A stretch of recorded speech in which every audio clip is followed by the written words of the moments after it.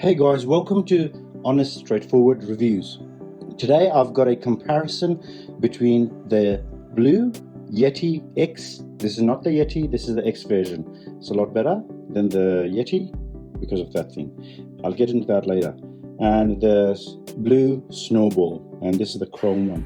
Okay, without further ado, I'll break this video into 3 parts. First of all, I would like to say if you want to see the unboxing of it and see how it's boxed and what you get in it, I've got in the description linked both of these being unboxed. Okay, now first of all I'll look at the design of both of these, then I'll get into the performance, how it performs and what do you get with them, and lastly I'll get into the cost as well.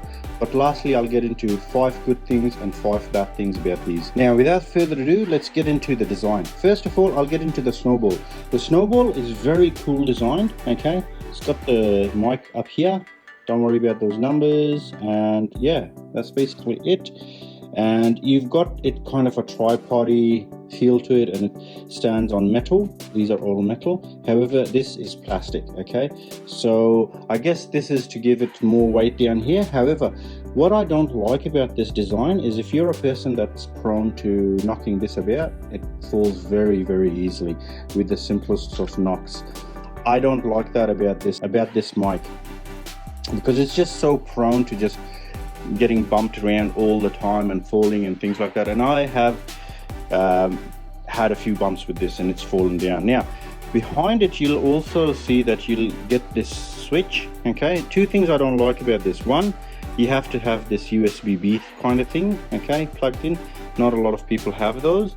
And also second, you've got these switches, okay, which are for omnidirection and bidirection and all that stuff. I'll get into that later, exactly what they are.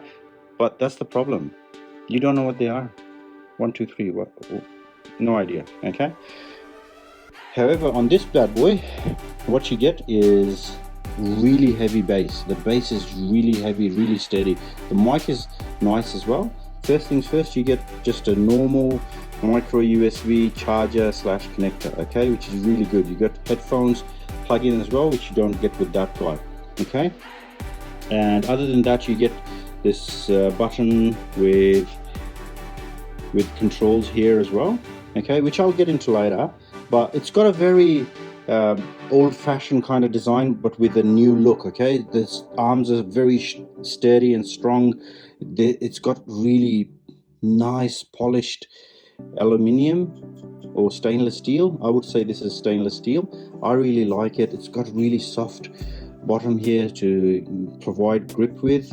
Okay, I really like the design of this, and it's very stable as well. Personally, I'd go for the black look here. That looks really cheap to me. Now let's move into the most important aspect of the mics, which is how they perform in everyday recording and uses. So first of all, let's start off with the cheaper Snowball variant. Simply put, it's got 3 polar patterns in which the mic can pick up sound from. Depending on the pattern, every mic is different, you know. For example, you need to know what these things do because it doesn't say it on there or doesn't have any sort of indicators. So first of all, the 3 patterns are: 1 stands for cardioid. So cardioid is basically just normal and it picks up from front. Cardioid with -10 decibels. So this one is kind of good for recording music and things like that. Omnidirectional is when you want to just get sound from every direction. So if you've got another person with you that's speaking, most of the time the sound is pretty clear and it's okay. I don't mind it. However, you get a lot of purrs and churs and all the big sounds really come out really strong on it. That's what I don't like about these mics. You have to play around with it a lot. You have to put it on a side and things like that to get that sort of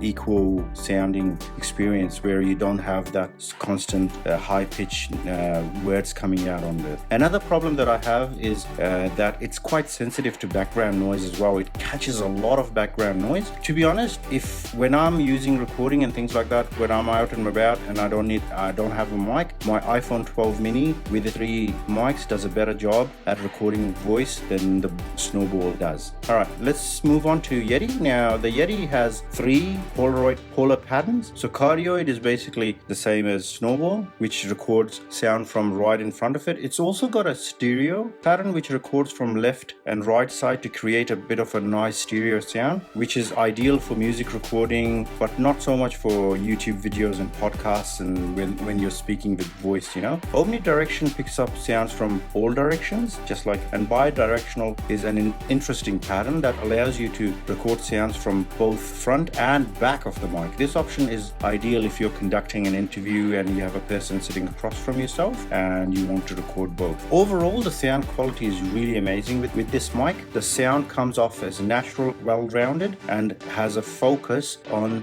voiceovers. It's actually advertised for YouTubers and gaming streamers. It also has a reduced booming and hissing sound that make it more smoother and more streamlined. When you compare them next to each other without any editing, hands down, Yeti X wins. I'd like to talk about a few other things that the Yeti has. So Yeti also has something called a Blue voice broadcast sound effects. So basically it has an app that you can download and it lets you adjust the voice and your pitch and things like that. So if you don't have any sort of audio recording software, which I do, I don't need this, but I have used it and it's kind of useful on a few things, makes it a bit easier than if you want to learn it on your own. But also it comes with high-res LED meter, which lets you do a few things, and I'll get into that as well. And it's got a 4 capsule array, which again helps with the clarity. Now it's got a smart knob in the middle. You can use this knob and it's got little indicators what you're doing. So for example, you can increase the sensitivity or decrease the sensitivity of the mic, which is very useful. You can also adjust the volume in the headphones that you've connected to it. You can blend the amount of computer audio versus microphone audio, which is heard in the headphones. You can also use it as a visual voice level meter, which you can adjust and at a glance be like, oh yeah, it's too high and it's going into reds and things like that. And also by just pressing it, you can mute the mic and unmute it. Now, regarding basically the cost, okay? So the cost for the Yeti X in Australia is about $300, while the Snowball is $100. Like if you want to spend the minimum, just get a mic, $100 is okay. But at the same time, if you've got a really good phone, like even an iPhone 10, the mics on that does a much better job than the Snowball. So you can save yourself $100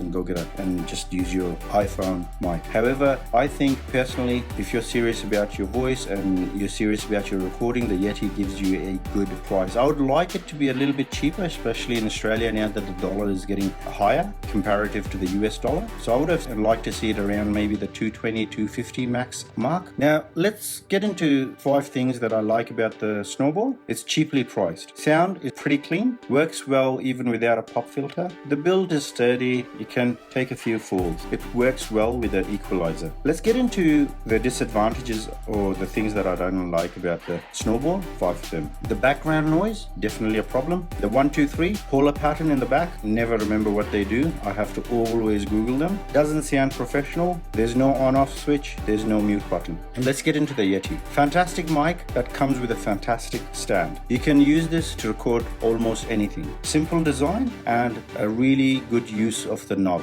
Gains control with 0 latency monitor. Sound quality is also top-notch, crisp and clean. These are the disadvantages. One of the biggest limitations is that you can plug directly into a USB port on your laptop. It doesn't work well when plugged into a spare USB system. Lacks an on-off button. Very expensive. It's not very sturdy. I don't think it'll take a lot of falls. It might damage the mic. The Blue brand in itself is not that great. Okay, verdict time. Guys, between these, simply, you should go for the Yeti X any day. It is the top of the range what Blue offers you, and it's really, really good at what it does. I would not recommend the Snowball any day to anyone because I've used it for 2 years and I hate it. I would use my iPhone mic any day over the Snowball. It's a complete waste of money. Alright guys, that's basically the end of it. I hope you liked my video in regards to the comparison. Please give it a like and subscribe to the channel to help it survive and also spread the word. You can also follow me on Instagram, Twitter and TikTok or Patreon. Thanks for sticking to the end. I really appreciate it. Enjoy your day.